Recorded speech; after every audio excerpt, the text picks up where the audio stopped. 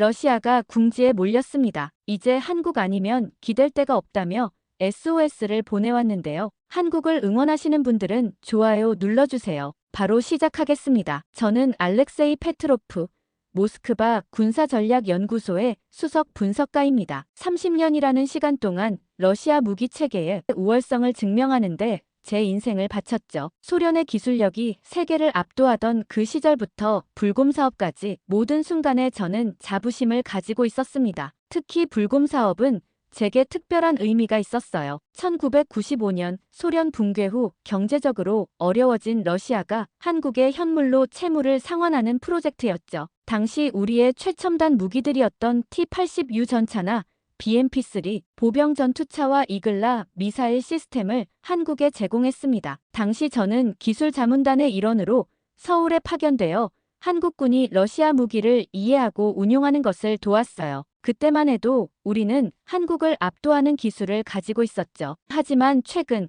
그 확신에 금이 가기 시작했어요. 우크라이나와의 전쟁이 예상보다 길어지고 있었기 때문이죠. 당시 연구소 회의실에 모인 우리는 무거운 침묵 속에 빠져 있었습니다. 스크린에는 국제방산 시장의 최신 동향이 펼쳐져 있었어요. 폴란드의 K2 전차 180대 계약과 노르웨이의 K9 자주포 도입, 그리고 세계 각국에서 모두 러시아가 아닌 한국 무기를 선택했다는 보도였습니다. 저는 이건 일시적인 현상일 뿐이라고 말했어요. 그러자 회의실에 잠시 정적이 감돌았습니다. 동료들의 눈빛에서 제 말을 믿지 않는다는 것이 느껴졌죠. 그때 세르게이 장군이 저에게 30년 경력의 전문가로서 스스로에게 정직해져야 한다고 말했어요. 그의 날카로운 시선이 가슴을 파고들었습니다. 제 보고서에 처음으로 의문을 제기한 사람이기도 했죠. 세르게이는 우리가 지난 10년간 기술적 진보를 이루지 못한 반면 한국은 엄청난 발전을 이뤘다고 덧붙였어요. 그의 말이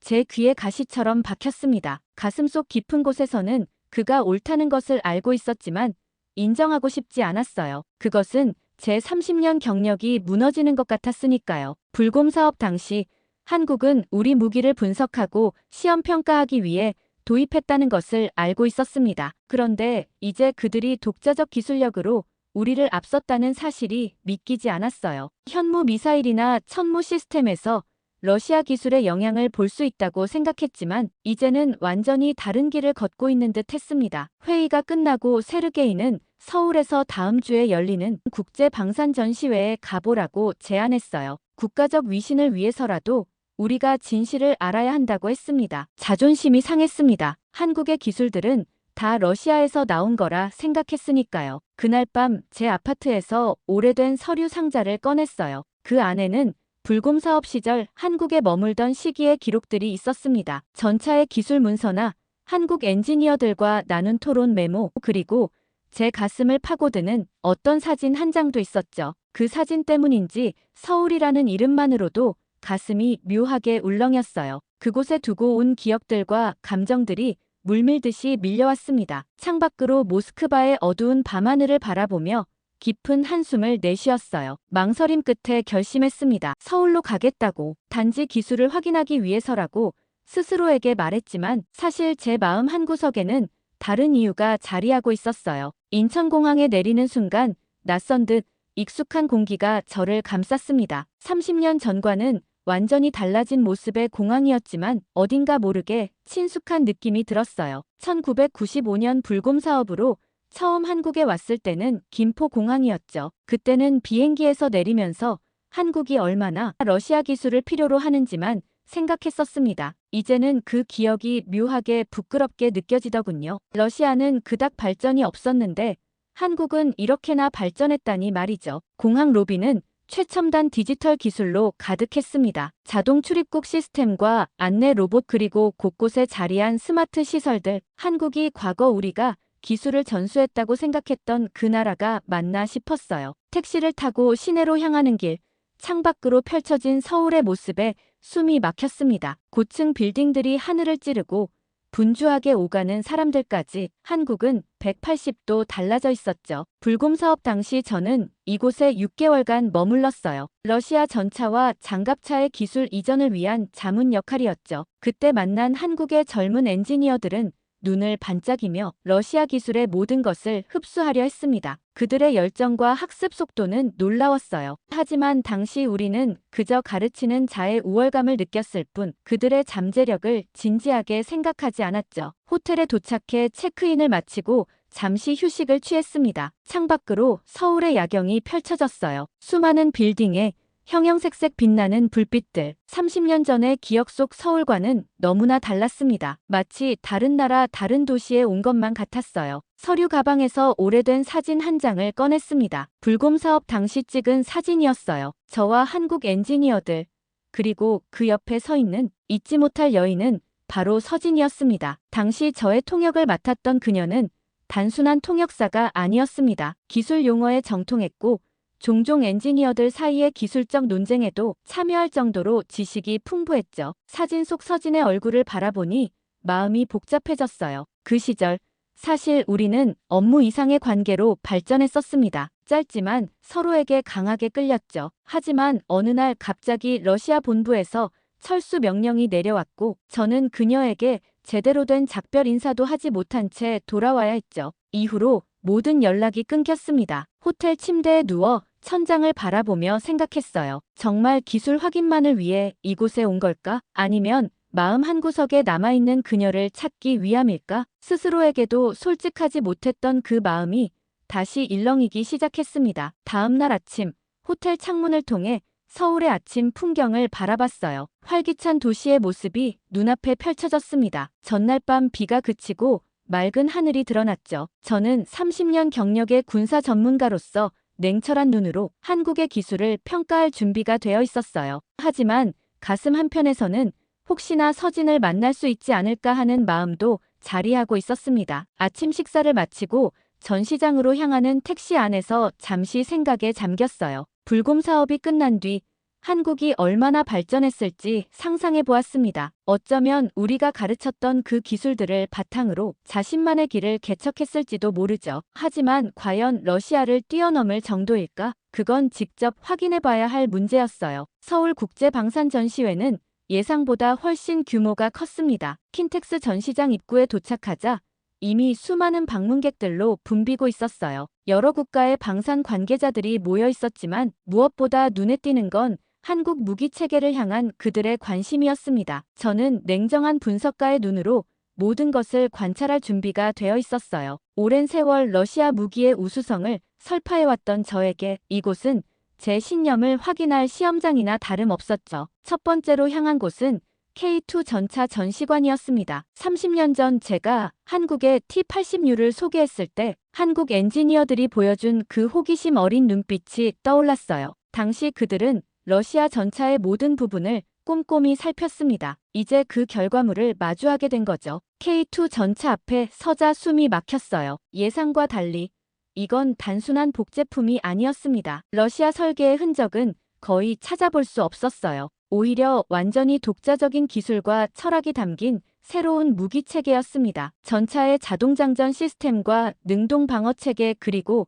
디지털 통신 기술은 놀라울 정도로 정교했어요. 전시 안내원의 설명을 들으며 제 확신이 조금씩 흔들리기 시작했습니다. 그리고 K9 자주포 부스로 이동했어요. 불곰 사업 당시 한국은 이 분야에서 러시아의 기술을 거의 도입하지 않았습니다. 그래서 더욱 흥미로웠죠. 그런데 놀랍게도 이미 K9은 노르웨이나 핀란드 그리고 에스토니아 등 나토 국가들에 수출되고 있었어요. 부스 한쪽에서는 실제 운용 영상이 상영되고 있었습니다. 거친 지형에서도 안정적인 화력과 빠른 사격 간격에다가 우수한 기동성까지 이 모든 것은 러시아 자주포가 오랫동안 자랑해온 특징들이었어요. 전시관을 둘러볼수록 마음속 깊이 자리 잡았던 우월감이 조금씩 무너져 내렸습니다. 한국은 러시아 기술을 배웠지만 그것을 단순히 모방하는 데 그치지 않았어요. 그들은 배우고 분석하고 발전시켜 자신들만의 것으로 완전히 재창조했습니다. 특히 눈길을 끈 것은 미래 무기체계 섹션이었어요. 첨단 드론 기술과 인공지능 기반 전술 시스템 그리고 미래형 보병 장비까지 전통적으로 러시아가 강점을 가졌던 분야에서조차 한국은 독자적인 방향으로 나아가고 있었습니다. 잠시 휴식을 위해 카페테리아에 앉았을 때 전시회 프로그램을 자세히 살펴봤어요. 항공우주 및 전투기 개발 세션이 오후에 예정되어 있었습니다. 이 분야야말로 러시아가 절대적 우위를 지켜온 영역이라고 생각했죠. 발표자 명단에 눈길이 갔습니다. 김미나 KF-21 전투기 개발 프로젝트 수석 엔지니어라는 이름이 적혀 있었어요. 그 순간 이상한 예감이 들었습니다. 이름만으로는 알 수 없었지만 어떤 끌림 같은 것이 느껴졌어요. 항공우주 세션이 열리는 컨퍼런스룸으로 바로 발길을 옮겼죠. 컨퍼런스룸은 이미 많은 관계자들로 가득 찼어요. 저는 뒷줄에 조용히 자리를 잡았습니다. 곧 사회자가 등장해 발표를 시작했어요. 한국의 KF-21 프로젝트가 어떻게 시작되었고 어떤 과정을 거쳐 발전해왔는지에 대한 개요였습니다. 그리고 마침내 김미나 엔지니어가 단상에 올랐어요. 그 순간 모든 소리가 멀어지는 듯 했습니다. 젊은 여성 엔지니어의 모습에서 저는 서진의 그림자를 보았어요. 그 자신감 넘치는 눈빛과 손짓 그리고 말투까지 어딘가 닮아 있었습니다. 물론 30년이라는 세월이 흘렀으니 제가 기억하는 게 착각일 수도 있었지만 너무 닮았다고 느꼈죠. 미나의 발표는 정확하고 전문적이었습니다. KF-21 전투기의 스텔스 기술과 첨단 레이더 시스템 그리고 무장 시스템에 대한 설명이 이어졌어요. 러시아 전투기의 강점으로 여겨졌던 부분들이 하나하나 새로운 시각에서 재해석되고 발전된 모습이었습니다. 하지만 발표가 계속되는 동안 저는 미나의 말보다 그녀에게 집중하고 있었습니다. 사실 발표는 잘 들리지 않았죠. 그녀의 자신감 넘치는 손짓이나 기술적 세부사항을 설명할 때 빛나는 눈빛, 그리고 질문에 대답할 때의 침착한 태도까지 이 모든 것이 서진을 연상시켰어요. 이성적으로는 단순한 우연의 일치라고 생각했지만 이상하게 심장이 쿵쾅거렸습니다. 고개를 흔들고 간신히 발표에 집중하자고 스스로를 다독였죠. 아니나 다를까 KF-21 전투기에 대한 발표는 충격적일 정도로 인상적이었어요. 특히 한국이 독자 개발한 레이더 시스템은 러시아의 최신 기술과 비교해도 전혀 뒤처지지 않았습니다. 중국이나 일본의 유사 시스템을 단순히 모방한 것이 아니라 완전히 새로운 접근법으로 발전시킨 기술이었죠. 이것은 단순한 기술 추격이 아닌 기술 혁신의 증거였습니다. 발표가 끝나고 질의응답 시간이 시작됐어요. 여러 국가의 전문가들이 날카로운 질문을 던졌고 미나는 모든 질문에 명쾌하게 대답했습니다. 그녀의 전문성은 의심할 여지가 없었어요. 저도 손을 들어 질문을 던지고 싶었지만 복잡한 감정이 제 목소리를 가로막았습니다. 제자리에 앉아 그저 그녀를 바라보는 것만으로도 마음이 어지러워졌어요. 세션이 끝나고 사람들이 하나둘 자리를 떠날 때 저는 여전히 제자리에 앉아 있었습니다. 그때 미나가 단상에서 내려와 청중들과 대화를 나누기 시작했어요. 그녀 주변으로 많은 사람들이 몰려들었고 저는 자리에서 일어나 천천히 그쪽으로 다가갔습니다. 가까이에서 보니 더욱 분명해졌어요. 미나는 서진을 닮았고 묘하게 혼혈의 느낌이 나기도 했어요. 특히 미소 짓는 모습, 특히 눈이 웃을 때의 표정은 서진과 너무나도 흡사했습니다. 미나 주변의 인파가 조금 줄어들었을 때 저는 마침내 그녀에게 다가갔어요. 러시아에서 온 방산 전문가라고 자신을 소개했습니다. 미나는 공손하게 악수를 청했고 저는 그녀의 손을 잡는 순간 이상한 감정에 휩싸였어요. 30년 전 서진의 손을 처음 잡았을 때의 그 느낌이 떠올랐습니다. 저는 KF-21의 제어 시스템에 대해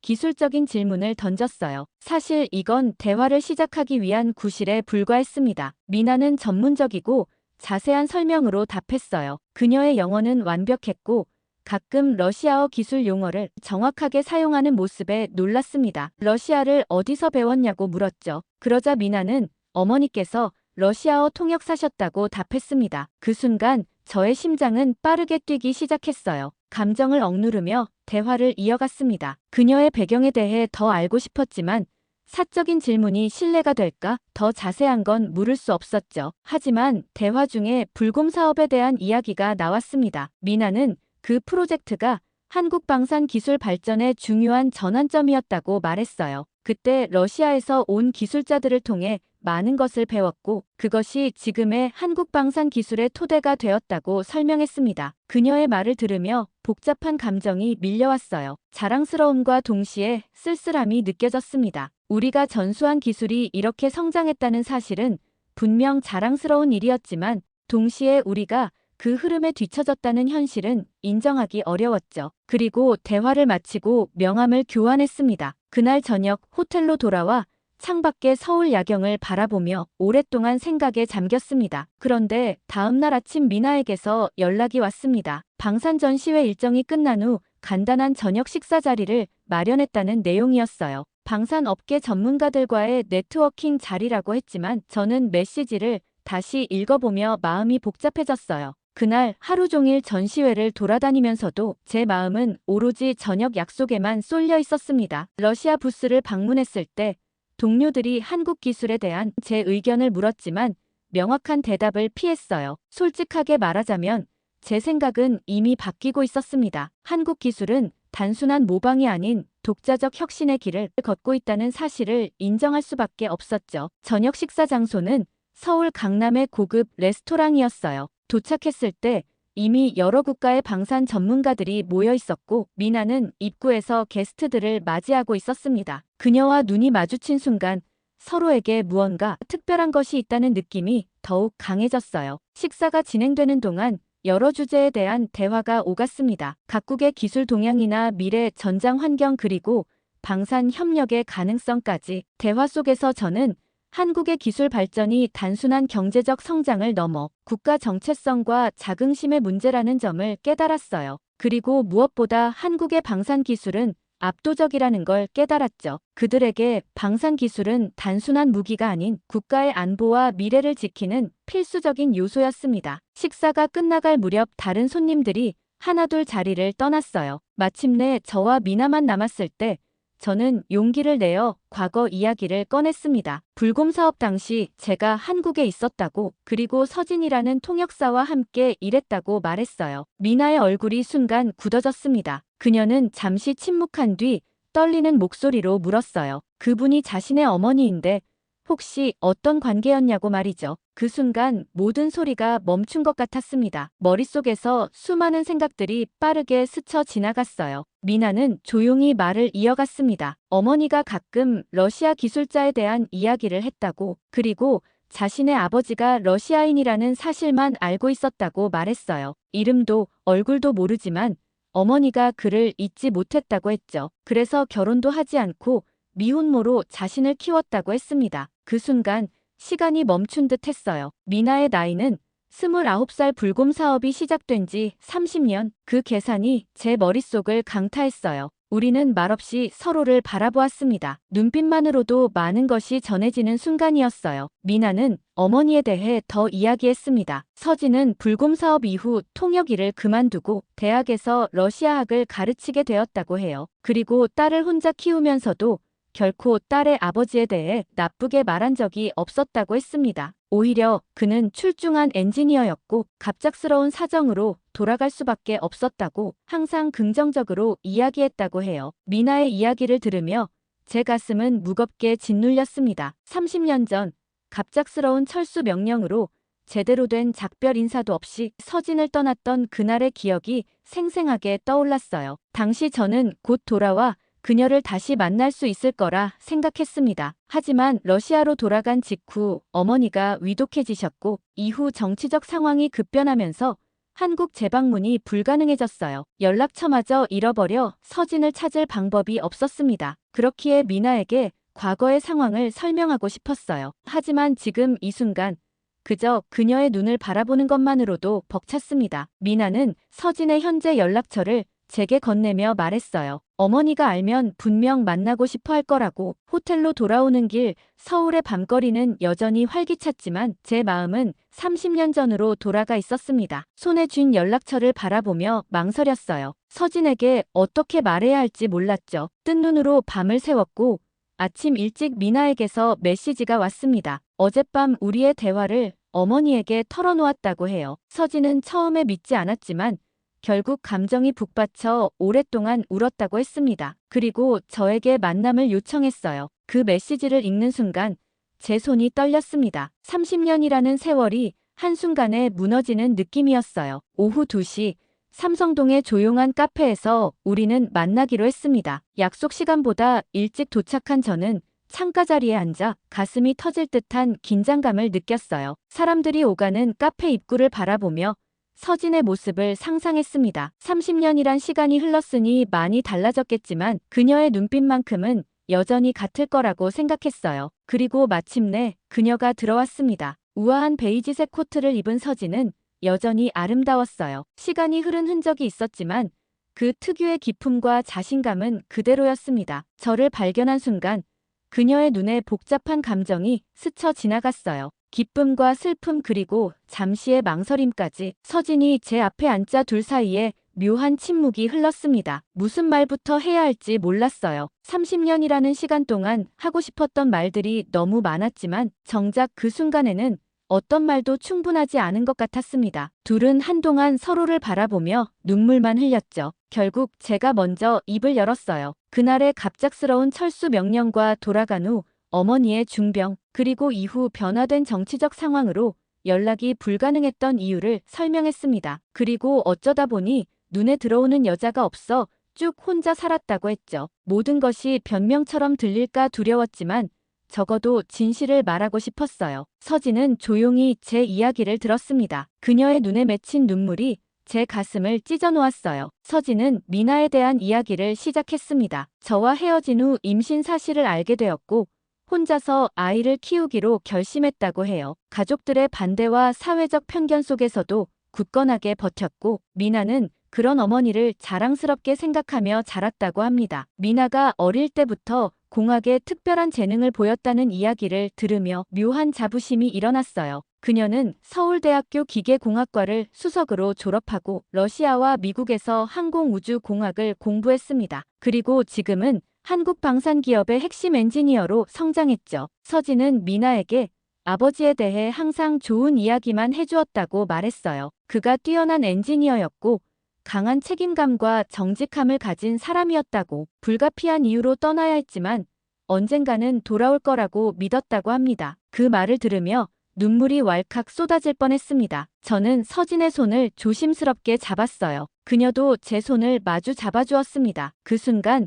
30년의 시간이 눈 녹듯 사라지는 듯 했어요. 또한 서진은 미나가 러시아어를 배우고 러시아 공학 서적을 읽으며 자랐다고 말했습니다. 아버지의 나라에 대한 호기심과 존경심을 가지고 있었다고 해요. 심지어 대학원 시절에는 모스크바에서 6개월간 연수를 받기도 했습니다. 그때 당시 저를 찾아보려 했지만 방법이 없었다고 했어요. 시간 가는 줄 모르고 이야기를 나누다 보니 어느덧 해가 저물고 있었습니다. 카페 창가로 비치는 석양빛이 서진의 얼굴을 붉게 물들였어요. 그 모습이 너무 아름다워 잠시 말을 잊었습니다. 서진은 내일 미나의 마지막 발표가 있다고 했어요. KF-21과 K방산의 미래라는 주제로 국제 발표를 진행한다고 합니다. 그리고 발표 후에는 셋이서 저녁 식사를 함께 하자고 제안했습니다. 저는 감사히 그 제안을 받아들였죠. 카페를 나와 서울의 밤거리를 걸으며 서진과 함께 보냈던 과거의 순간들이 파노라마처럼 펼쳐졌습니다. 30년 전 불곰 사업의 바쁜 일정 속에서도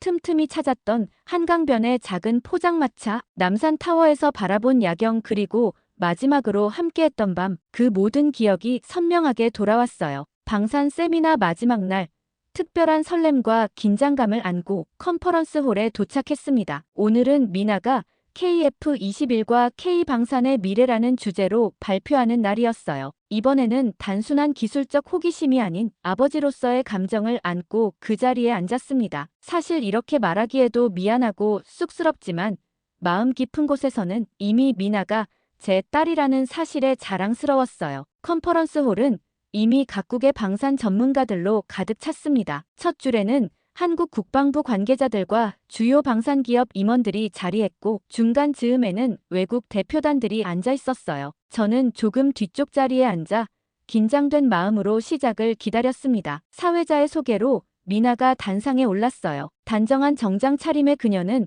당당함과 자신감이 넘쳤습니다. 발표는 KF-21 전투기 개발 과정의 기술적 도전과 극복 사례로 시작했어요. 초기 설계 단계에서 직면했던 공기역학적 문제들과 국산화 과정에서의 난관, 그리고 이를 해결하기 위한 창의적 접근법들을 명료하게 설명했습니다. 미나의 발표는 단순한 기술 소개를 넘어 한국 방산의 철학을 담고 있었어요. 그것은 기술적 독립성과 자주 국방의 가치를 강조하는 내용이었습니다. 불과 30년 전만 해도 외국 기술에 의존하던 나라가 이제는 독자적인 첨단 무기 체계를 개발하고 수출하는 국가로 성장했다는 자부심이 그녀의 목소리에 묻어났어요. 발표를 들으며 복잡한 감정이 교차했습니다. 한편으로는 러시아 기술자로서의 자존심이 무너지는 듯 했지만 다른 한편으로는 제 피를 이어받은 딸이 이토록 뛰어난 엔지니어로 성장했다는 자부심이 가슴을 채웠어요. 불곰 사업 당시 우리가 전수한 기술의 씨앗이 30년이 지난 지금 완전히 새로운 형태로 꽃 피운 것을 목격하는 순간이었습니다. 발표가 마무리되고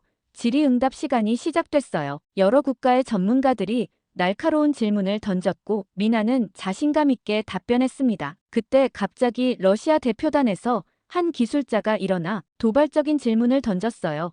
한국의 기술이 정말 독자적인 것인지, 러시아와 미국 기술을 복제한 것이라면 로열티를 지불해야 하는 것 아닌지 물었습니다. 순간 회의장에 긴장감이 감돌았어요. 미나의 표정이 굳어졌고 저는 무의식적으로 자리에서 몸을 일으켰습니다. 그리고 조용히 손을 들었어요. 사회자가 저를 지목했고 모든 시선이 저에게 향했습니다. 제 목소리는 의외로 차분했어요. 30년간 러시아 방산 분야에서 일해온 전문가로서 한국 기술의 발전 과정을 지켜봐 왔다고 말했습니다. 한국은 결코 단순한 복제가 아닌 배움과 연구 그리고 자신만의 혁신을 통해 완전히 새로운 기술을 창조했다고 설명했어요. 러시아가 진정으로 기술을 중시한다면 이제는 우월감을 버리고 정당한 대가를 지불하며 협력의 자세로 다가가야 할 때라고 덧붙였습니다. 제 발언이 끝나자 회의장에 잠시 정적이 흘렀어요. 그리고 곧 한 명, 두 명 박수를 치기 시작했고 이내 모든 참석자들이 박수를 보냈습니다. 미나는 놀란 표정으로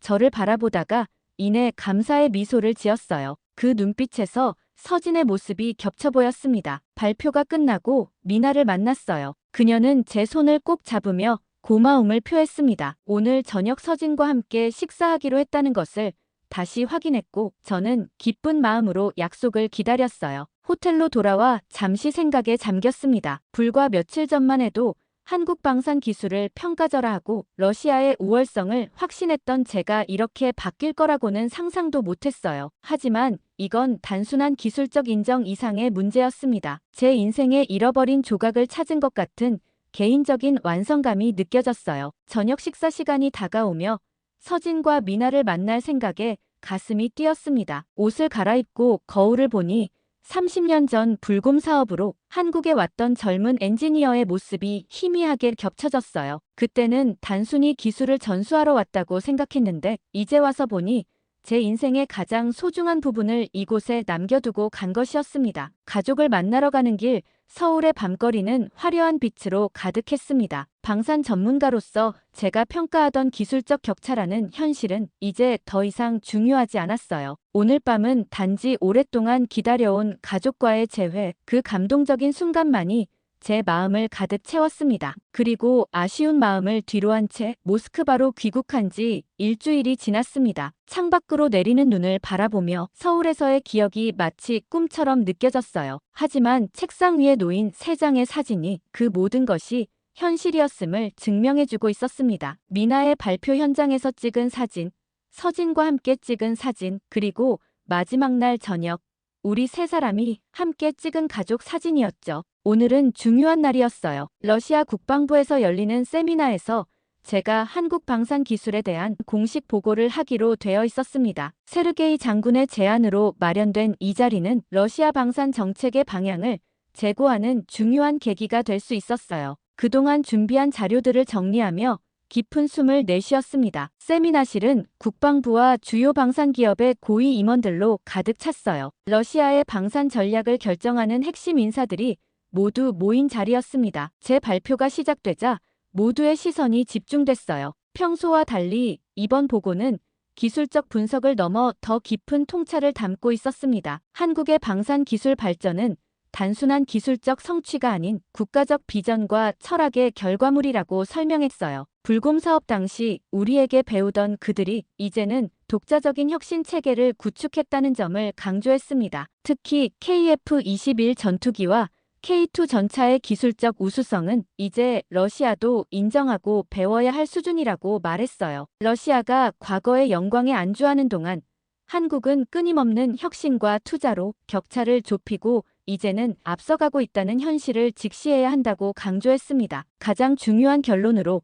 러시아는 이제 자존심보다 실용과 생존을 위해 움직여야 한다고 말했어요. 한국과의 기술 교류와 인재 협력 그리고 공동 연구를 적극 추진해야 한다고 제안했습니다. 이것은 단순한 기술 도입이 아닌 우리의 방산 시스템 전체를 혁신하는 계기가 될 수 있다고 설명했어요. 발표가 끝나고 질의응답 시간이 이어졌습니다. 예상대로 비판적인 질문들이 쏟아졌어요. 러시아 기술의 우수성을 의심하는 것이냐는 질문에 저는 역사적 자부심과 현실적 평가는 별개의 문제라고 답했습니다. 우리가 한때 세계 최고였던 것은 사실이지만 지금 이 순간 우리가 어디에 서 있는지 정확히 인식해야 미래를 준비할 수 있다고 말했어요. 세르게이 장군이 마지막 의견을 말했습니다. 그는 제 보고가 충격적이지만 매우 가치 있는 통찰을 제공했다고 평가했어요. 러시아 방산의 미래를 위해 이러한 솔직한 평가가 더 필요하다고 덧붙였습니다. 세미나가 끝나고 많은 참석자들이 개인적으로 다가와 추가 질문을 던졌어요. 그들의 눈빛에서 저는 변화의 가능성을 보았습니다. 사무실로 돌아와 미나에게 이메일을 보냈어요. 오늘의 발표 소식과 함께 러시아 방산계에서 한국과의 협력에 관심을 보이기 시작했다는 소식을 전했습니다. 그리고 개인적으로는 한국에서의 시간이 제 인생에 얼마나 큰 변화를 가져왔는지 털어놓았어요. 이제 저는 단순한 기술 평가자가 아닌 두 나라 사이의 가교 역할을 하고 싶다고 말했습니다. 서진에게도 따로 메일을 보냈어요. 30년 동안 그녀가 미나를 훌륭하게 키워준 것에 대한 깊은 감사와 이제라도 늦게나마 가족으로서의 책임을 다하고 싶다는 마음을 전했습니다. 그리고 가능하다면 서울에 더 자주 방문하고 싶다는 희망도 함께 담았어요. 이제 제 인생에는 새로운 챕터가 시작되고 있었습니다. 오늘 사연의 가족을 응원하는 댓글 많이 부탁드리고 더 좋은 사연으로 돌아오겠습니다. 감동 필름이었습니다.